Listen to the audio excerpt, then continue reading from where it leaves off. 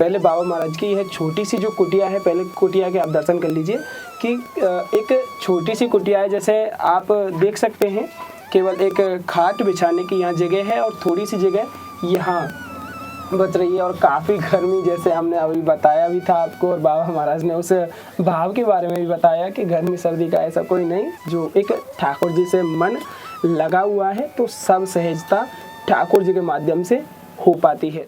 और जो ये कष्टों से विचलित हो जाता है, भयभीत हो जाता है, फिर वो डगमगा जाता है ना।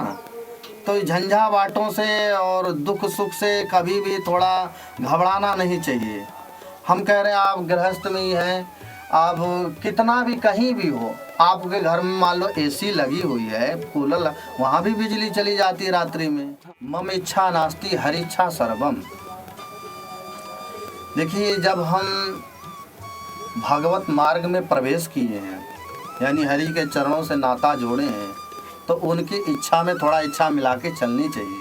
हाँ, कुटिया में हम जैसे प्रवेश करो तो काफ़ी गर्मी हमें महसूस करनी पड़ रही है। जैसे अभी मूवी पसीना आ रहे हैं, आपको तो बहुत ज़्यादा पसीना आ रहे हैं, तो कैसे एक मन की स्थिरता या गर्मी में भी सहन करके रह रहे कि कोई भी भक्त प्रेमी के माध्यम से आपके काज सेवा पहुँची है।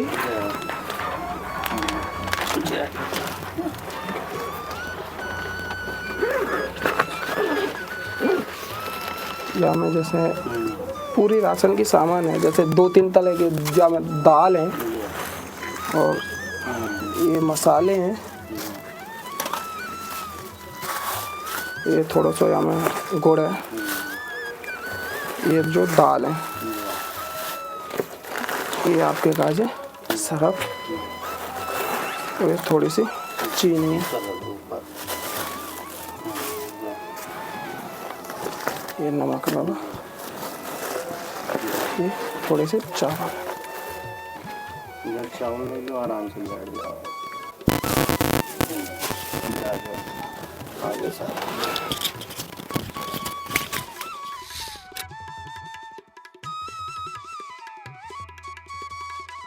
आप सभी भक्त प्रेमियों को प्रेम भरी राधे राधे। तो आज आप सभी के लिए बहुत ही सुंदर और भाव के दर्शन लाए हैं। जो आज संत महाराज के दर्शन आप सभी करेंगे, तो हम बाबा महाराज से पहले भी मिले थे, तो उनका एक भाव और एक स्वभाव की बात करें तो बहुत ही सहज और सौम्य है। जैसे कि बाबा महाराज से जब हम मिले तो बाबा महाराज ने बड़ी ही सहजता से एक बात करते हुए कहा कि लाला सत्संग के काज कभी भी आ जाइयो। जैसे कि सत्संग का एक भाव हम आप सभी तक रोजाना लगातार साधु संत महात्माओं के इसी तरीके से इस चैनल के माध्यम से लाते आ रहे हैं। तो इस श्रृंखला में एक बार फिर से बहुत ही सुंदर से दर्शन आप सभी के मध्य लाए हैं। और जैसा कि हर सत्संग की वीडियोज से पहले साधु संत सेवा हम बाबा महाराज के लिए करते हैं, जैसे कि इस वीडियो में भी कुछ संत सेवा आप सभी भक्त प्रेमियों के माध्यम से ही पहुंची है, जैसा कि हर बार पहुंचती है।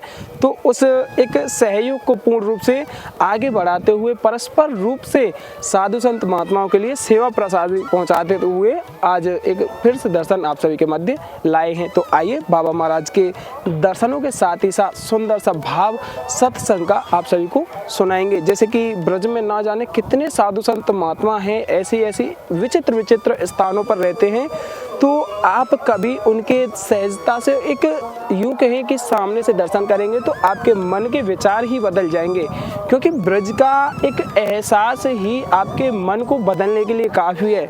और ब्रज में रह रहे साधु संतों की तो बात ही क्या, क्योंकि कहा जाता है कि जो ब्रज में रहने वाले लता पता है, वृक्ष हैं, तो वह साधु संतों का ही एक रूप है।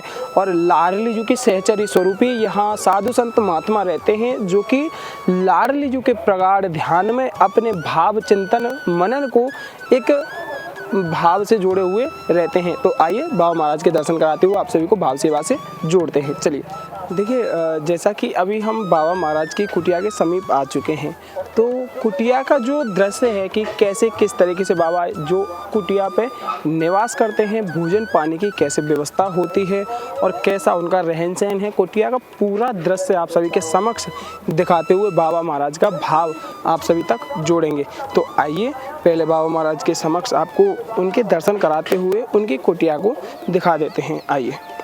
देखिए, जैसा कि हम ज़्यादातर वीडियोज़ में आपको दिखाते हैं कि साधु संत महात्माओं की एक सहजता, एक निर्मलता होती है और उसी तरीके से उनकी एक कुटियाओं के भी दर्शन होते हैं। जैसे यहाँ आप दरवाजे को अगर देखेंगे तो लकड़ी के माध्यम से बाबा महाराज ने यह जो है दरवाजे को बनाया हुआ है। तो आइए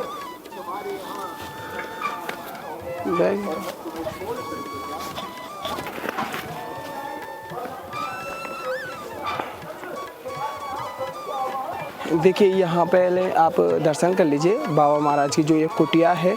एक खुला वातावरण यहाँ पे, जैसे कि एक प्राकृतिक दृश्य आप सभी को यहाँ देखने को मिलेगा। जैसे कि काफ़ी वृक्षावली यहाँ आप सभी के समक्ष देखने को मिल रही है। और यह है बाबा की कुटिया, देख लीजिए एक बार। यह है बाबा जी महाराज की छोटी सी कुटिया है। इस छोटी सी कुटिया में बाबा महाराज विराजते हैं और कैसे किस तरीके से ठाकुर जी के नाम को सार्थक करते हुए यहाँ गर्मी सर्दी सब मौसम में रहते हुए ठाकुर जी के नाम में रहते हैं। आइए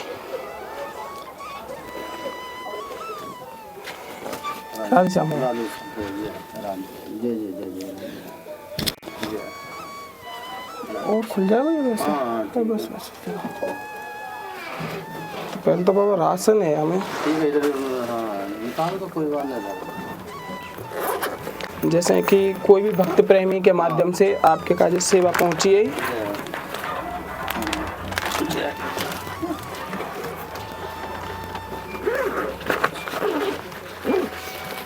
या में जैसे पूरी राशन की सामान है, जैसे 2-3 तरह के दाल हैं और ये मसाले हैं, ये थोड़ा सा यहाँ में गुड़ है, ये जो दाल है, ये आपके काज है सरफ और ये थोड़ी सी चीनी है,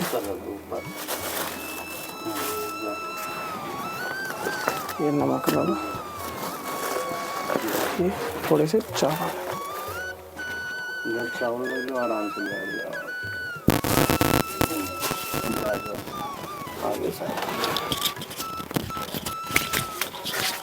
श्री राधा श्री राधा श्री राधा। ये काई भक्त के माध्यम से एक सेवा आपके काज पहुंचाई गई है। हे राम। सबसे पहले बाबा आपको जो स्वास्थ्य है, पहले तो स्वास्थ्य जानना चाहेंगे, स्वास्थ्य कैसे है? स्वास्थ्य हमारा श्री राधा रानी के पास अच्छा है। और श्री राधा रानी की एक कबीरदास जी की बहुत सुंदर दोहा आता है कि दुख में सुमिरन सब करे, सुख में करे न कोई, और जो सुख में सुमिरन करे दुख काहू को होए, है ना। अर्थात श्री कबीरदास जी ये कहते हैं कि जब मनुष्य के ऊपर कष्ट आता तो हाय हाय करने लगता है कि हे प्रभु रक्षा करो, संकट है, कष्ट है, दुख है, बीमारी है। तो ये आने का मतलब क्या है? हमारा जो है भगवान के चरणों से जब मन हट जाता है और हरि नाम से प्रीति नहीं होती है तो ये त्रिविध प्रकार के कष्ट जो है हमारे पर व्याप्त होने लगते हैं। नहीं तो भगवान नाम में इतना पावर है कि दैहिक, दैविक, भौतिक त्रिविध प्रकार के तापों को नष्ट कर देते हैं। श्री वेदव्यास जी महाराज जो है भागवत में बहुत सुंदर श्लोक उन्होंने लिखा है, सच्चिदानंद रूपाय विश्वोत्पत्त्यादि हेतवे तापत्रय विनाशाय श्री कृष्णाय वंदना। यानी सच्चित आनंद स्वरूप जो है भगवान श्री कृष्ण है, उनके चरणों का ध्यान किया जाए, कथा कीर्तन किया जाए तो दैहिक देवताओं द्वारा, दैविक जो है भौतिक भूत प्रेत द्वारा, और जो है शारीरिक जो कष्ट हैं हमारे धीरे धीरे समाप्त हो जाते हैं। तो कष्ट तो आते हैं, कोई भी हो, चाहे गृहस्थ में हो चाहे संत हो, है ना। कष्ट जो है, अपराध होते रहते हैं, पाप भी होते रहते हैं। तो कष्ट जो है ठाकुर जी कहीं ना कहीं से उसको जो है निकासित करते रहते हैं। तो कभी भी क्या है, घबराना नहीं चाहिए। भगवत मार्ग में हो चाहे आप गृहस्थ मार्ग में हो, धैर्य की परीक्षा बहुत मीठी होती है। बाबा जैसे यहाँ कुटिया में हम जैसे प्रवेश करो तो काफी गर्मी हमें महसूस करनी पड़ रही है। जैसे अभी मूवी पसीना आ रहे हैं, आपको तो बहुत ज्यादा पसीना आ रहे हैं, तो कैसे एक मन की स्थिरता या गर्मी में भी सहन करके रह रहे? देखिए, हम क्या है, हम लोग मन के अनुकूल चाहते हैं। आपको अभी कष्ट हो रहा होगा, आप जिज्ञासा किए ना, और वही जिज्ञासा बहुत अच्छा किए, पर हमको गर्मी व्याप्त हो रहा है, पर अंदर से उतना कष्ट महसूस नहीं है। हम विचलित नहीं हो रहे हैं, गर्मी व्याप्त हो रही है, पर उस पर हमारा जो है कोई ऐसा प्रभाव, हम विचलित होने का हमारा कोई ऐसा भाव नहीं है अंदर से। हम समझ रहे हैं सर्दी है, गर्मी है, दुख है, सुख है ना, ये प्रकृति का नियम है, बिल्कुल, है ना। इसके जब हम अनुकूल हो जाते हैं, इसे प्रेम कर लेते हैं, तो वो आनंद की अनुभूति देती है। अब हम गर्मी सहन करेंगे तो ठंडी भी सहन हो जाएगी, बिल्कुल, है ना। दुख सहन करेंगे तो सुख भी हमारे पास आएगा। अब ये हम गर्मी से, कष्ट से हम घबरा जाएं, कुछ यहाँ अनेक कष्ट होते हैं। अभी गर्मी है, बाहर में जीव जंतु हैं, बहुत से ऐसे हैं, दुष्ट भी हैं, तो कहाँ तक घबराओगे? बिल्कुल, ये बहुत ये आध्यात्मिक मार्मिक बात है। कहाँ तक घबराइएगा? कहीं ना कहीं तो सहन शक्ति लानी ही पड़ेगी, है ना, कहीं ना कहीं धैर्य तो लाना ही पड़ता है। तो सहन शक्ति एक बहुत बड़ी चीज है, और जिसने भी जीवन में कुछ त्याग किया, तपस्या किया, थोड़ा सा कष्ट उठाया, उसको वास्तव में जीवन में आनंद मिला। अब आपका भाव है, आप भाव से जो है प्रकट हो करके ऐसे जिज्ञासा कर रहे हैं। देखिए, हवा भी चल रही है। हाँ बिल्कुल है। अब अधि अनुकूल लगाओ तो हवा भी चल रहा है, ऐसी बात नहीं है। हाँ, बैठ जा लाला, तो हवा भी चल रहा है। कहते हैं कि अपने यहाँ भगवत मार्ग में एक बहुत सुंदर जो है एक दुआ कहते हैं, मम इच्छा नास्ति हरि इच्छा सर्वम। देखिए, जब हम भगवत मार्ग में प्रवेश किए हैं, यानी हरि के चरणों से नाता जोड़े हैं, तो उनकी इच्छा में थोड़ा इच्छा मिला के चलनी चाहिए, बिल्कुल, है ना। और उनकी इच्छा में इच्छा मिला के चलेंगे तो आनंद ही रहेगा। दुख आएगा, सुख आएगा, हैं, शांति होगा, लाभ होगा, हानि होगा, जय होगा, पराजय होगा।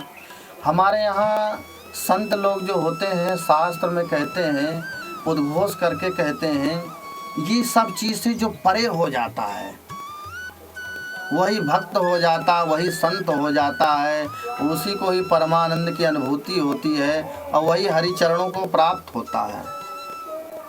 और जो ये कष्टों से विचलित हो जाता है, भयभीत हो जाता है, फिर वो डगमगा जाता है ना। तो झंझावाटों से और दुख सुख से कभी भी थोड़ा घबराना नहीं चाहिए। हम कह रहे हैं, आप गृहस्थ में ही हैं, आप कितना भी कहीं भी हो, आपके घर में मान लो एसी लगी हुई है, कूलर, वहाँ भी बिजली चली जाती है रात्रि में, हाँ बिल्कुल, है ना। तो परमानेंट अब उसके अनुकूल नहीं है, तो ऐसा नहीं है।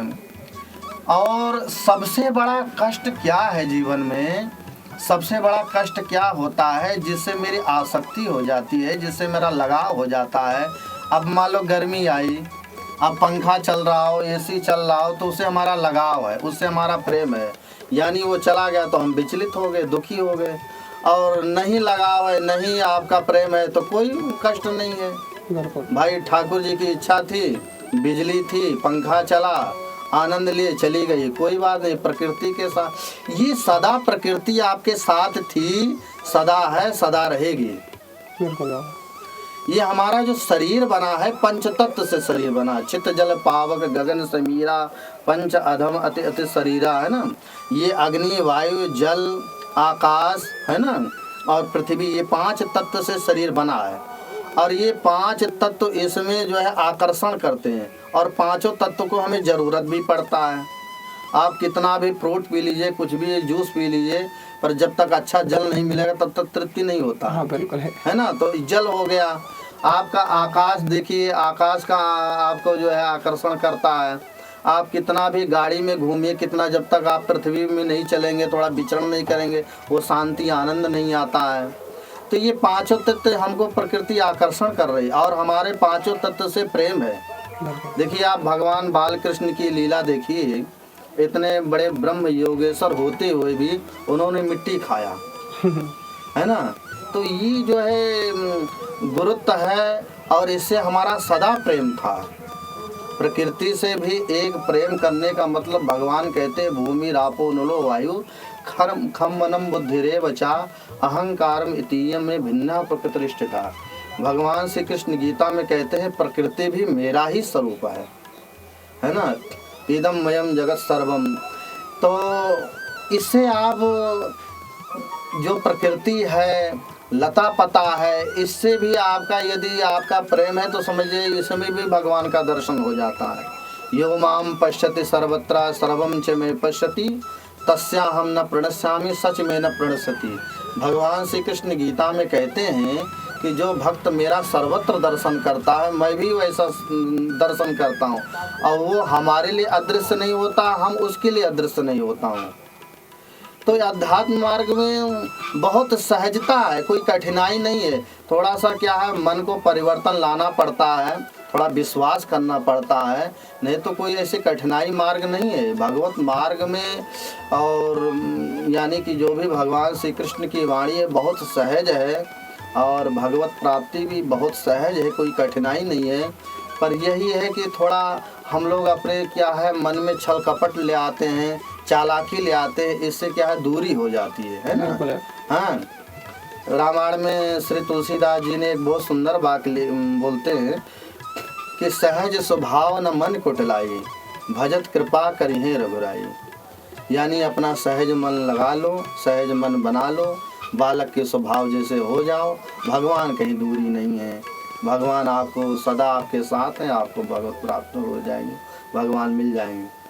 तो इसलिए जो है मन की जो है हमारा जो चंचलता है और मन की जो विश्वास नहीं है, इसके कारण थोड़ा सा हमारे भगवत प्राप्ति में बाधा आ जाती है ना। तो नित्य निरंतर इसीलिए सत्संग करना चाहिए, संतों के पास जाएं, 10-5 मिनट बैठें और संतों का संग करें, बढ़िया प्रसाद पाएं। बाबा जैसे कि जहाँ भक्त के माध्यम से सेवा पहुँची है, उनको एक सवाल है जी जी कि वो ठाकुर जी के नाम में जैसे कि नाम सुमरन करें तो वो मन कहीं चंचलता एक ऐसी है उनकी भटक जावे, जो नाम सार्थक न है पा रहा उनको। जी जी। तो कैसे एक नाम में सार्थकता जुड़ पाएगी? देखिए भगवान नाम जो है ना, भगवान नाम तो जैसे मान लीजिए कोई हीरा हो या कांच हो, है ना। यदि आपकी पहचान शक्ति नहीं है तो चाहे हीरा हो चाहे कांच हो, उसको हम समझ नहीं पाते हैं। मतलब एक जैसा हाँ, एक ही जैसे दिखता है। तो ऐसे जो हरि का नाम है, भगवान नाम जो है, सत्संग किया जाए, कहीं यदि गुरु की कृपा हो जाए तो उस पर धीरे धीरे दृढ़ विश्वास हो जाता है। बिन विश्वास हरि भगत नहीं, है ना। तो भगवान नाम पर विश्वास धीरे धीरे जमने लगता है। हरि के कथा श्रवण करें, सत्संग करें, है ना। और देखिए जीवन में सबसे पहले तो हम ये 3 चीज़ जरूर बताएंगे, आप लोग ध्यान से सुनिएगा। जीवन में यदि भगवत मार्ग में आप आना चाहते हैं, हरि चरणों को प्राप्त करना चाहते हैं, तो 3 चीज़ को बहुत ज़रूर ध्यान दें। पहला है संग दोष। जहाँ तक प्रयास करें, भक्त हो या संत हो, उनका ज़रूर संग करें, क्योंकि संग का बहुत बड़ा प्रभाव पड़ता है। जब आप संग करेंगे तब हर चीज़ में विश्वास होने लगेगा, है ना। चाहे नाम हो, कोई भी काम हो, उसमें आपका दृढ़ विश्वास होने लगेगा और धीरे धीरे भगवान की कृपा होती है। फिर उसके बाद में अन्न दोष होता है। जहाँ तक प्रयास करें थोड़ा अपना शुद्ध सात्विक प्रसाद हो, है ना। और भूमि का भी प्रभाव पड़ता है। भूमि का? हाँ, भूमि का है। अब आप भूमि में है कहीं गंदा क्रिया हो रहा है, जहाँ हिंसा हो रहा हो, गलत काम हो रहा, तो वो भूमि का उसका प्रभाव अलग हो जाता है। अब जैसे हमारा ब्रज भूमि है, गंगा जी का है, कहीं भी जो तीर्थ स्थल है, वो भूमि का ऊर्जा, उसका भूमि का प्रभाव अलग होता है ना। तो ये तीन दोष है, जहाँ तक हो प्रयास करना चाहिए, बचना चाहिए। और जैसे बाबा कोई परिवार है, तो परिवार में कोई ऐसा है कि कोई ऐसा भक्त है ठाकुर जी को और विरोध कर रहे हैं को कि ना ये ठाकुर जी के नाम के वहाँ में क्या रखो है, अपनो काम धंधे पे ध्यान दे, ये दे वो दे। जी जी जी। तो वह परिस्थिति में उनको क्या करना चाहिए? सो देखिए ऐसा है, जो भी विरोध जो होते हैं, कभी कभी क्या है, हमको ये एक प्रकार से परीक्षाएं में चलती है कि आपका कितना दृढ़ प्रेम है ना। कोई मान लो कष्ट आता है, कोई अपमान हो रहा है, तो आपका कितना दृढ़ प्रेम है भगवान नाम में, हरि चरणों में, संतों के संग में, सत्संग में। इसका मतलब यही है, आपका दृढ़ विश्वास रहेगा। जब हरि नाम में प्रेम हो जाएगा, तो वही विरोध, वही अपमान करने वाले नतमस्तक हो जाते हैं, है ना। बालक नहीं चलना जानता साल भर का, तो 5 बार तो गिरता ही है, फिर धीरे धीरे उठता है। तो ऐसे ये संसार है ना। मीराबाई जी का आप जो है कथा सुनिए, कितना विरोध हुआ, विष का उन्होंने लोगों ने प्याला पिलाया, कितना कितना कष्ट दिया, पर क्या उनका दृढ़ प्रेम था, दृढ़ निश्चय था, उनको भगवान श्री कृष्ण प्राप्त हो गए और कहाँ के कहाँ लोग पहुँच गए, है ना। तो विरोध करने वाले को भी हमसे उनको विरोध नहीं लेना है, हमें उनसे विरोध नहीं लेना है। और दृढ़ विश्वास के साथ जो है, भगवान यदि आपको कर्म दिए हैं, तो आप कर्म से जुड़े रहिए। अर्जुन से भगवान श्री कृष्ण यही कहते हैं कि हे अर्जुन, तुम कर्म करो और हमारा नाम का स्मरण करो। मैं दृढ़ प्रतिज्ञा के साथ कहता हूँ, मुझे ही प्राप्त होगे। मन मना भव मद भक्तो मद्या जीवम नमस्कुरु, है ना। मुझ में मेरा मन लगाओ, मुझे प्रणाम करो, मेरा सेवा करो, इसमें कोई संशय नहीं है, तुम मुझको ही प्राप्त होगे।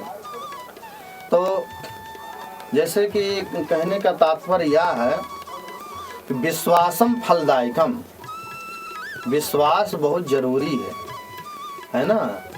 तो विश्वास यही है कि जहाँ तक प्रयास करें, सत्संग थोड़ा सा किया करें, हैं, संतों का संग किया करें, तो उससे क्या है, धीरे धीरे दृढ़ विश्वास आ जाता है, फिर नाम में रुचि होने लगती है, दृढ़ प्रेम होने लगता है।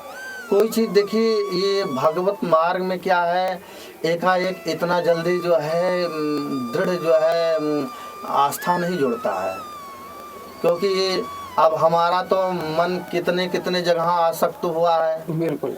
कितने लोगों से मैंने विश्वास किया, अब विश्वास का आपने शब्द चला दिया, तो हमने तो अभी संसार में बहुत लोगों से विश्वास किया है ना।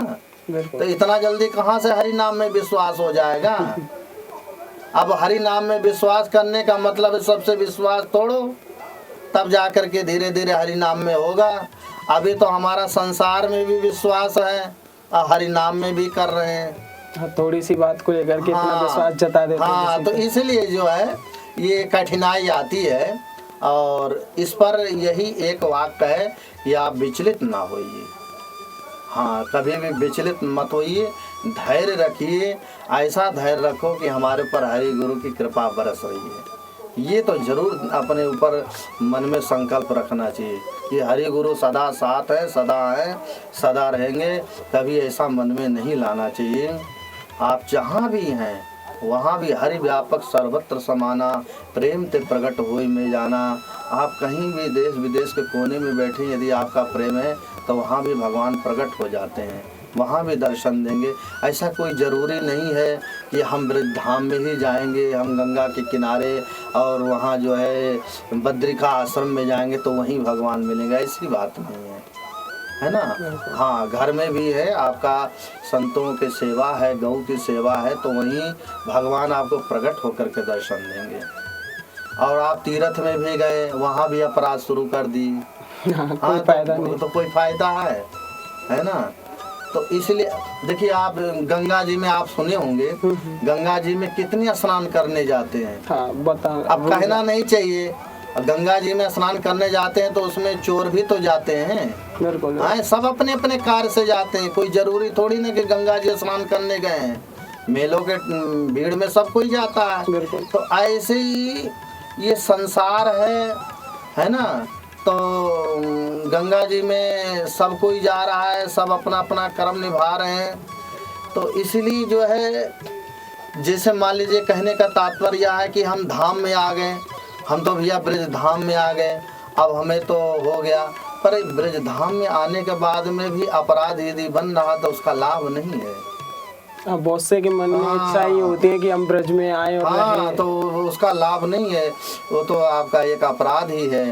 तो यहाँ आने के बाद में यदि आप अकिंचन भाव हो गए हैं और अपराध से बचना शुरू कर दिए हैं, सेवा सुमिरन है, तब तो ठीक है। और नहीं तो देखिए, अग्नि क्या होती है, अग्नि जलाती है ना। आप कुछ भी रख दीजिए, ईंधन रख दीजिए, कुछ भी हरा भी रख दीजिए, जला देगी। भगवान पाप को नाश करते हैं। पर अब तुम धीरे धीरे जो है स्वयं यदि गलत काम करोगे तो भगवान नाम तुम ही को जला करके भस्म कर देगी। तीर्थ जो है तुम ही को जला करके यानी कि नष्ट कर देगी। तो ऐसा दृढ़ विश्वास रखो कि हम जहाँ भी हैं हमारा तीर्थस्थल है। और जब वो परिपक्व हो जाए, देखिए हमारा कहने का मतलब, हम एक दो बार और कह चुका हूँ, बहुत लास्ट यानी इम्पोर्टेंट जिसको शब्द बोलते हैं, संसार में आप चाहते हो कि हम त्याग करें और हम भगवत मार्ग में आए, तीर्थ में आए, तो ये आपकी थोड़ा सा गलत धारणा है। भगवान जब चाहते हैं तो अपने आप छुड़ा देते हैं, है ना। आपको छोड़ना नहीं पड़ेगा। आपका जब वो समय पूरा हो जाएगा, कर्म भी पूरा हो जाएगा, तो भगवान कहीं भी आपको क्या नाम से धाम है, इतना भारत भूमि है, कहीं भी आपको जो है 2 रोटी दे देंगे, आप कहीं भी भजन कर लोगे। और आपका यदि अभी वो कर्म पूरा नहीं है, अपराध है, तो आप जाओगे तो वहाँ भी वही संसारी बच जाएगा, वही राग देश शुरू हो जाएगा। बिल्कुल, है ना। इसलिए भगवान जो है, जहाँ तक प्रयास करना चाहिए, भगवान पर विश्वास करो। भगवान सर्वत्र हैं। और जो भी हमारे जीवन में कष्ट आते हैं, दुख आते हैं, थोड़ा कर्मानुसार आते हैं, और कर्मानुसार ये जब धीरे धीरे आ करके और ये जल करके भस्म हो जाते हैं, है ना। भगवान जो है, देखिए कहने का भाव ये है, सत्संग जो लास्ट जो वास्तव में सत्संग का जो सार है, कहने का मतलब हम ये बता रहे हैं कि देखिए, हम मान लीजिए कोई चीज़ दुख जीवन में आता है, तो शरीर में हमें जब कष्ट पीड़ा होती है, तो जब कोई हमें सुख आता है, हमारे साथ में कोई अच्छा प्रेम मिलता है, कोई भी सुविधा तो उसको हम महसूस करते हैं। बिल्कुल। और जब आपके जो है पैर में ठोकर लगा ही नहीं, कांटा लगा ही नहीं, तो आप क्या महसूस करोगे। तो ये भी भगवान का जो आदि व्याधि है, कष्ट है, अपमान है, दुख सुख है, तो ये भी एक पररूप है उसका, है ना। इसका एक पररूप है। भाई हमारा अपमान हुआ है, हमको भारी क्लेश हुआ, भारी कष्ट हुआ, तो कहीं आप जय जयकार होगी, स्तुति होगी, तब समझोगे कि भाई वास्तव में इसका फल क्या होता है। आपको प्यास लगा ही नहीं, आपके सामने गंगा जल रखा जाए तो आप देख करके बैठे रहोगे। हाँ, हमें तो प्यास ही नहीं, चाहे गंगा जल ले आओ और चाहे आप घर का कुआं का जल ले आओ, हमसे इससे क्या मतलब है। हैं? अब प्यास लगेगी तो आपका घर का जल रहेगा तो उसको प्रणाम करो, जय हो गंगे महारानी, आप उसी को ही भगवान रूप मान करके गंगा जल पियोगे। तो ये सब जो है भावना के ऊपर है ना। हमारा भावना मन पवित्र हो जाता है, और भगवान का ये जो लीला है, देखिए हम लोग संत मूर्ति होने के नाते जो है, शास्त्र में भगवत स्वरूप जो भी आते हैं, एक प्रकार से हम यही समझते हैं कि हे प्रभु आपकी इच्छा होगी, हमारा कुछ कर्म होगा, ऐसा हमारे साथ लीला हो रहा है, ऐसा व्यवहार है। तो ये सब जो मान करके चलता है वो भगवान को प्यारा हो जाता है, वो भक्त हो जाता है। हम कह रहे हैं अनादिकाल से आप इस कलयुग की बात छोड़िए, आप सतयुग में ले लो, त्रेता में ले लो, द्वापर में ले लो, बड़े बड़े महापुरुषों ने, बड़े बड़े संतों ने कष्ट सहा। ध्रुव जी महाराज को अपमान नहीं होता तो जंगल में क्यों जाते, है ना। और उनको अपमान का ठेस उनके दिल में, मन में लगा और वो दृढ़ विश्वास के साथ जंगल में जा कर के तपस्या की, भजन किए, भगवान उनको दर्शन दिए। तो इसलिए कभी कभी क्या है, कोई कष्ट आता है, अपमान आता है, तो ऐसे समझिए कि हो सकता हमारा कल्याण होने वाला हो सकता आने वाला कुछ हमारा लाभ ही होने वाला हो, इसलिए हमारे सामने आया है। और यदि वो हम पीछे मुड़ गए और उसी का सामना करना लगे तो वहीं में हम फंस जाएंगे, फिर हमारी आगे गाड़ी नहीं बढ़ेगी, जैसे थे वैसे। हाँ, फिर वैसे कि वही हमारी गाड़ी वही घूम घुमा के रह जाएगी। इसलिए जो है धीरे धीरे विश्वास के, मैं एक कथा सुनाता हूँ। अभी हम जो है 2 महीना पहले वहाँ जो है हुरंगा दाऊ जी का लीला है, गए दर्शन के लिए। तो रात्रि के 10-11 बज गए और कुछ गांव में ऐसे मुसलमानों का भी गांव, राधा रानी कृपा से गुरु शरणानंद जी महाराज के आश्रम में जाना था। अब वहाँ कुत्ता लोग भौंकना शुरू कर दिए और हाथ में एक डंडा भी वहीं ले लिए। अब एक कुत्ता यहाँ पीछे भौंकता तो आगे 10-5 कुत्ता और भौंकते। पर बात क्या था, हमें थोड़ा विश्वास था कि भाई हम आगे चलेंगे तो कोई ना कोई हमारा रक्षा करेगा ही और हमको जाना जरूरी है। तो विश्वास के साथ चलते गए और लोगों ने जैसे तैसे हमको रक्षा किया। लास्ट में 3-4 कुत्ते तो हमारे ऊपर आक्रमण करने लगे, बिल्कुल हम तो वहाँ बिल्कुल विवश हो गए। पर भगवान की ऐसी कृपा, रक्षा करने वाले कोई एक मूर्ति और आगे बेचारे भक्त मूर्ति, तो हम धीरे से अपना रात्रि में प्रवेश कर गए, आश्रम आ गए। तो इसलिए यदि हम अग्रसर आगे बढ़ते हैं तो कहीं ना कोई रक्षा करता है, विश्वास हो। हाँ, यदि हम उस भय के कारण वहीं हम गांव के बाहर ही रह जाते तो वहीं हम पड़े रहते हैं। बिल्कुल। तो इसलिए जहाँ तक है प्रयास करो, आगे बढ़ो और कभी भी ऐसा मत मानो कि हरि गुरु नहीं है, सदा थे, सदा हैं, सदा रहेंगे। हरि गुरु की विशेष कृपा हमारे ऊपर है। देखिए बहुत ही सुंदर सा सत्संग आज आप सभी को बाबा महाराज के माध्यम से देखने को सुनने को मिला। और पहले बाबा महाराज की यह छोटी सी जो कुटिया है, पहले कुटिया के आप दर्शन कर लीजिए कि एक छोटी सी कुटिया है, जैसे आप देख सकते हैं केवल एक खाट बिछाने की यहाँ जगह है और थोड़ी सी जगह यहाँ बच रही है। और काफ़ी गर्मी, जैसे हमने अभी बताया भी था आपको, और बाबा महाराज ने उस भाव के बारे में भी बताया कि गर्मी सर्दी का ऐसा कोई नहीं, जो एक ठाकुर जी से मन लगा हुआ है तो सब सहजता ठाकुर जी के माध्यम से हो पाती है। तो यही थे आज के सुंदर से और बहुत ही भाव से सत्संग। आप सभी भक्त प्रेमी को राधे राधे। राधे राधे।